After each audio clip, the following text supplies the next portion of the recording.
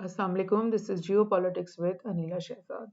Gaza और Israel की जंग अब किस नहज पे पहुंच चुकी है और क्या कुछ ऐसे आसार दिखाई दे रहे हैं कि फ़लस्तीन का एक फ़ाइनल सॉल्यूशन, एक मंतकी सॉल्यूशन, एक जस्ट सॉल्यूशन जो है वो सामने आने को है। तो दुनिया की जो कौमें हैं उनकी तरफ से बहुत ज़्यादा फ़लस्तीन के हक़ में बयानात सामने आ रहे हैं और इवन यूरोपियन जो हैं वेस्टर्न ममालिक उनकी तरफ से भी काफ़ी एक्टिविटी फ़लस्तीन के हक़ में जो बयानात हैं उनके वो सामने आ रहे हैं। तो उस सिलसिले में हम कुछ न्यूज़ शेयर करते हैं, स्पेशली ये जो यूएन के चीफ हैं गुटेरेस, उनकी तरफ से ये बयान आना कि इज़राइल की जो रिजेक्शन है ऑफ टू स्टेट सॉल्यूशन, क्योंकि नेतन्याहू जो है वो मुस्तकिल ये कह रहा है कि मैं टू स्टेट सॉल्यूशन को नहीं मानूँगा, मैं फ़लस्तीन को एक आज़ाद मुल्क नहीं बनने दूँगा। क्यों? इसलिए कि 70 साल से ये इन लोगों के ऊपर जेनोसाइडल पॉलिसीज़ जो हैं वो इन्होंने मतलब एक्टिव किए रखी हैं और एपार्थाइड किया रखा है। यानी एपार्थाइड का मतलब है कि कौम के टुकड़े-टुकड़े करके उनको आपस में अलग-अलग कर देना और उनको सेग्रीगेट कर देना और उनकी फ्रीडम ऑफ मूवमेंट ख़त्म कर देना। और एग्ज़ैक्टली यही चीज़ उन्होंने वेस्ट बैंक और गाज़ा के साथ की है, क्योंकि वेस्ट बैंक के लोग गाज़ा में नहीं आ सकते, गाज़ा के लोग वेस्ट बैंक में नहीं जा सकते और वेस्ट बैंक के अंदर उन्होंने बेशुमार छोटे-छोटे शहर, छोटे-छोटे जो विलेजेस हैं उनको कॉर्डन ऑफ किया हुआ है, यानी अपनी एपार्थाइड वॉल्स के ज़रिए और अपनी फेंसेस के ज़रिए और अपनी चेक पोस्ट के ज़रिए कि वो लोग जो हैं वो एक शहर से दूसरे शहर में छोटे से वेस्ट बैंक के अंदर भी मूव नहीं कर सकते। और स्पेशली ये बात कि वेस्ट बैंक के लोग, फ़लस्तीन के लोग जो हैं अपने मुल्क से बाहर भी फ्रीली जो है वो नहीं जा सकते, नहीं अंदर-बाहर मूवमेंट कर सकते। ये भी एक एपार्थाइड की मतलब एक किस्म है जो कि इज़राइल जो है वो इनके ऊपर किए रखता है। और दूसरी तरफ नेतन्याहू का बयान आपने पिछले दिनों में देखा होगा कि वो ये कहता है कि इज़राइल की जो मोरालिटी है वो अनपैरेलल्ड है और वो दुनिया का सबसे ज़्यादा मॉरल स्टेट है। और वो इस बात पे एम्फसिस करता रहता है कि हमास एक टेररिस्ट ऑर्गेनाइजेशन है। वेस्ट बैंक के अंदर जो फ्रीडम फाइटिंग ग्रुप्स हैं, जो अपनी आज़ादी के लिए वक्तन-फ़वक्तन कुछ ना कुछ इक़दामात करते रहते हैं, मतलब कुछ ना कुछ बगावत के तरीक़ेकार सामने लाते रहते हैं। तो उन सबको वो कहते हैं कि ये तो टेररिस्ट हैं, ये तो इंसान ही नहीं, ये तो हैवान हैं और इनको जो इनका ख़ात्मा करना बहुत ज़रूरी है और हम बहुत मॉरल हैं और ये लोग जो हैं वो मोरालिटी से खाली लोग हैं। तो ये मतलब वतीरा है नेतन्याहू का, बिकॉज़ वो बिल्कुल यानी एक इंसानी लेवल होता है ना जिस पे आप 2 जो इंसान हैं जो कि इंसानियत का दर्द रखते हैं, कुछ उनको समझ होती है इस बात की, वो एक एक लेवल पर आकर एक-दूसरे से बात करते हैं। तो नेतन्याहू के साथ आप इस तरह से बात नहीं कर सकते। और दीगर जो इज़राइली के जो राइट विंग फैनाटिक जो उनके लीडर्स हैं, जो बहुत ही एक्सट्रीमिस्ट किस्म के, उनके साथ अब इस तरीके से बात ही नहीं कर सकते कि भई ये ज़ुल्म हो रहा है, ये मत करो। क्योंकि वो कहते हैं कि जी हम ये बहुत अच्छा काम कर रहे हैं। और सो ये मैं आपको बताऊँ कि यूएस की तरफ से बहुत ज़्यादा इस बात को सामने लाया जा रहा है कि फ़लस्तीन का जो है वो हल अब वो चाहते हैं, टू स्टेट सॉल्यूशन की तरफ वो आना चाहते हैं। इज़राइल और फ़लस्तीन 2 अलग-अलग मुल्क इंडिपेंडेंट कंट्रीज़ तस्लीम कर दिए जाएँ, उनके इलाके उनको अपने-अपने मिल जाएँ और वो इंडिपेंडेंटली अपने-अपने काम कर सकें। तो यूएस सेनेट डेमोक्रेट्स जो भी जो बाइडेन के पार्टी के लोग हैं, उन सब ने इस चीज़ को बैक किया कि हाँ, अब टू स्टेट सॉल्यूशन को अमली जामा पहनाने का वक़्त आ गया है। और ये आपको मैं बता दूँ कि जब से ये 7 अक्टूबर से ये इज़राइल और गाज़ा की जंग शुरू हुई है, तब से यूएस का बिल्कुल इज़राइल के साथ वो बैक पे खड़े हुए थे और यूरोपियन ममालिक भी। और स्पेशली यूएस जो है वो बेइंतहा यानी बेशुमार वेपन्स, एमुनिशन भेजता रहा है इज़राइल को। और लाइक इवन उनके जो फ़ोर्सेस हैं, उनके फ़ौजी, उनके स्पेशल जो कमांडोज़ टाइप लोग हैं, वो यहाँ पर आते रहे हैं और उन्होंने इज़राइल के लोगों के साथ मिलकर गाज़ा के लोगों के खिलाफ यानी कार्रवाइयाँ करने में वो यानी वो उनकी वो शामिल थे। मगर इतने जो 100 दिन से ज़्यादा जो गुज़र गए हैं और चौथा महीना आ गया इस वॉर को, और उन्होंने देख लिया कि वो उनमें इतनी सलाहियत नहीं है कि वो हमास का मुकाबला कर सके, स्पेशली ग्राउंड जो लेवल है उसके पे जाकर हमास के लोगों से मुकाबला करना उनके लिए नामुमकिन है। और दूसरी तरफ से हिजबुल्ला ने जो बेशुमार बॉम्बिंग डेली दिन रात जो है वो इसराइल की जो नॉर्थ के ऊपर कर रखी है, उसकी वजह से उनकी वहाँ पे जितने भी लिसनिंग पोस्ट्स हैं, उनके जितने भी रेडार्स हैं, उनके जितने भी छोटे-छोटे चेक पोस्ट, मिलिट्री पोस्ट जो उन्होंने नॉर्थ के बनाए हुए, वो तमाम तबाह हो गए हैं। और इसराइल इस वक़्त इस काबिल नहीं है कि वो नॉर्थ पे जा कर के एक अच्छे तरीके से जो है हिज़्बुल्लाह के साथ मुकाबला कर सके। और तीसरी तरफ आप देख रहे हो कि यमन ने जो रेड सी को ब्लॉक किए रखा है, मैं आपको एक मैप से भी दिखा दूँ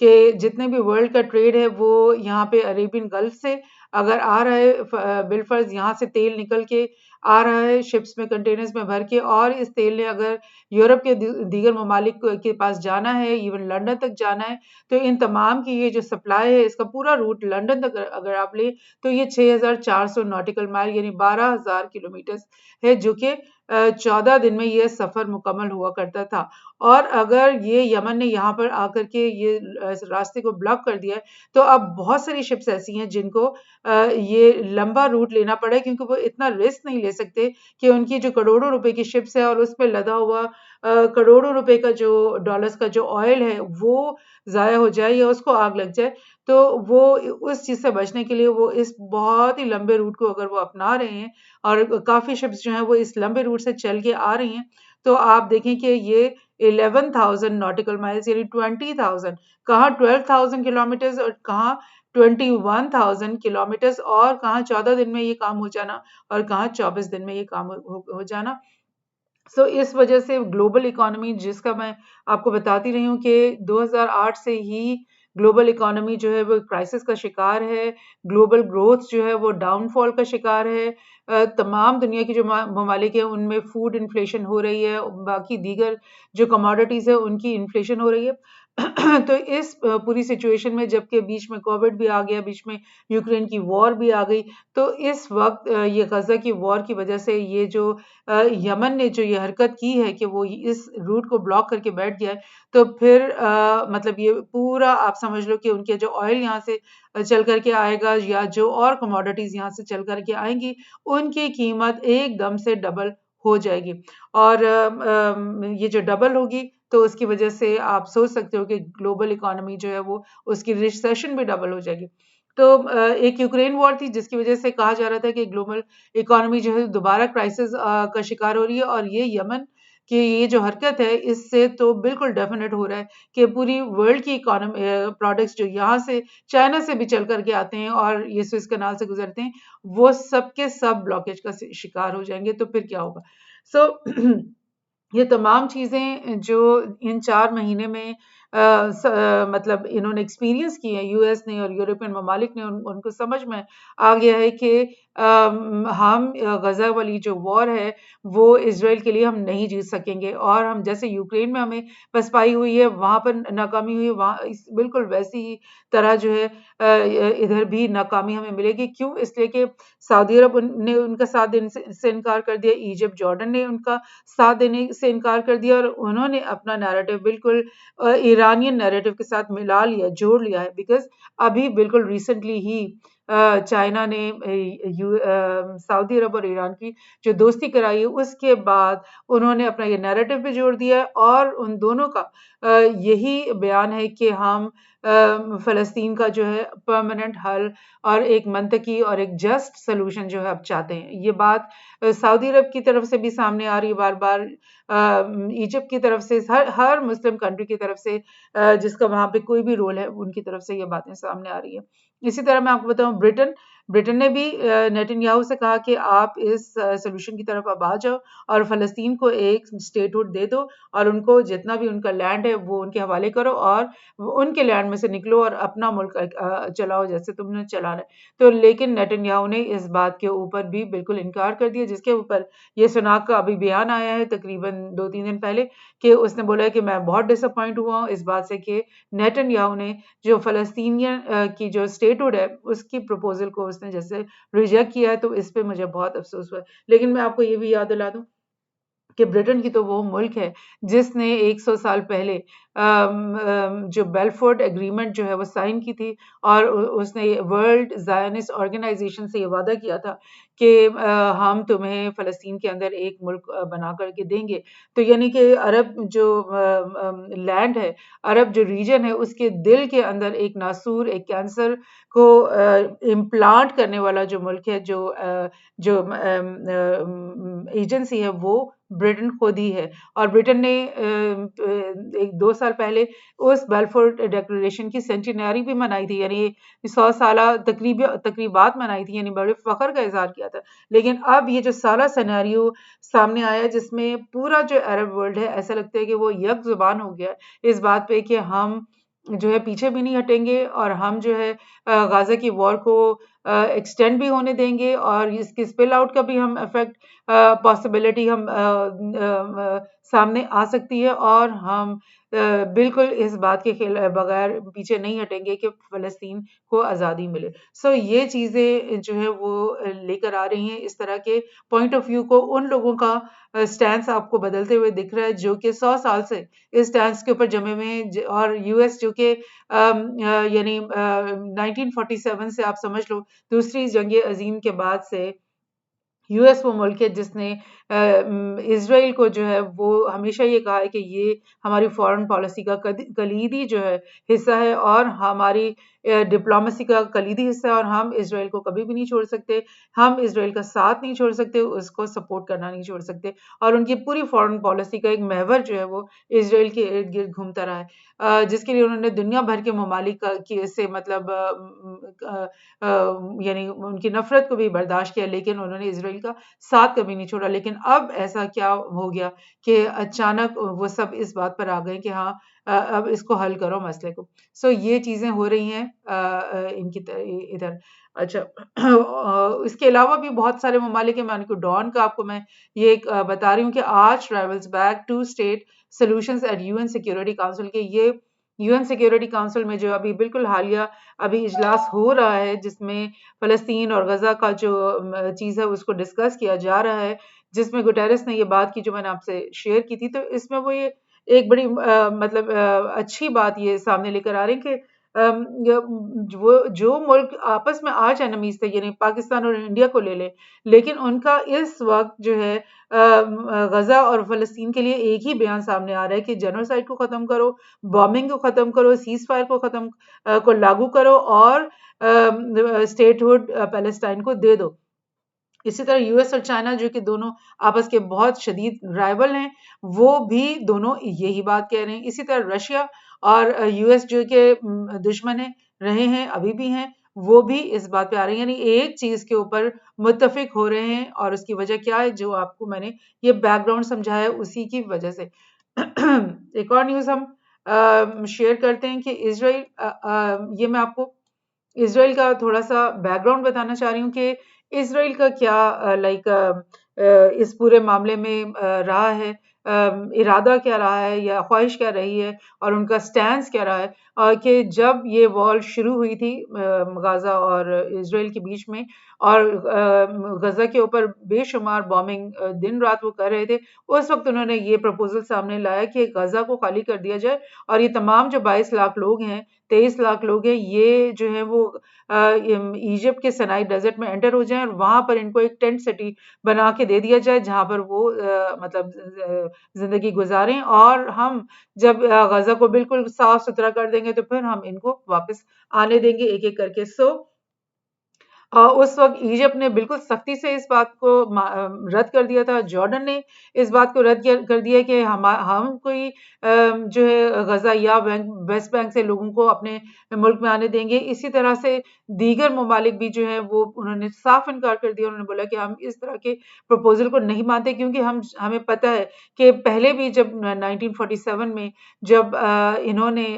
नबका करवाया था, और इन्होंने फ़लस्तीन के लोगों को वहाँ से मार के भगाया था, तो वो आज तक 70 साल से रेफ्यूजी कैंप्स में, कहीं कुछ जॉर्डन में रह रहे हैं, कुछ दीगर जो अरब कंट्रीज के अंदर रह रहे हैं, और दुनिया भर में वो बेचारे मतलब घूम रहे हैं, लेकिन उनको अपने वतन में आने की इजाजत वापस नहीं मिल रही थी। तो यही कुछ उन्होंने गाजा के लोगों के साथ भी करना था कि वो सिनाई की डेजर्ट में ही उन्होंने रहना था और उनको वहां से उन्होंने वापस नहीं आने देना था। सो उनको तो साफ इनकार कर दिया इजिप्ट ने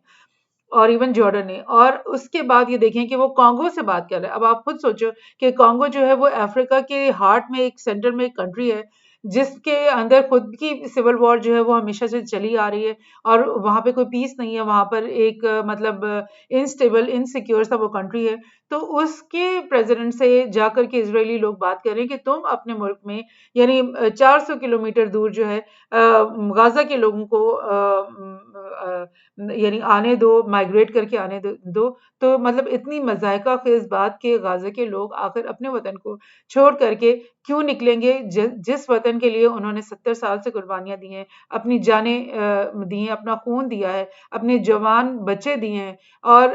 किसी भी सूरत हाल में उन्होंने अपने वतन को छोड़ने के लिए जो है वो तैयार नहीं हुए, तो वो अब क्यों करेंगे इस तरह की हिमाकत और बेवकूफ़ी कि कॉन्गो जैसे एक बिल्कुल मतलब अंडर डेवलप्ड और एक इनसिक्योर इनस्टेबल कंट्री के अंदर जाएंगे। और इसके अलावा भी अदर कंट्रीज के साथ भी इसराइल की इस किस्म की बातचीत चलती रही, और ये बहुत देर की बात नहीं है, ये जनवरी, इसी जनवरी के महीने की ये खबर है। सो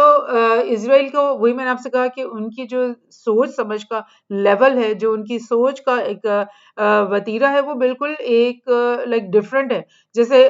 मतलब दो पीसफुल और अल्ट्रुइस्टिक और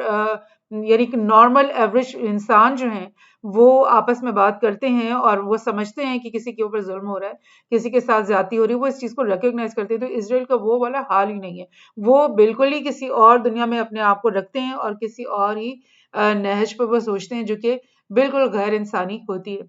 बहरहाल इसी अस्थना में आप देख रहे हैं कि टर्की और ईरान के बीच में दोबारा से एक मुलाकात हुई है, और जो ईरान के प्रेसिडेंट है रईसी, वो उन्होंने लाइक ये टर्की का दौरा किया है, और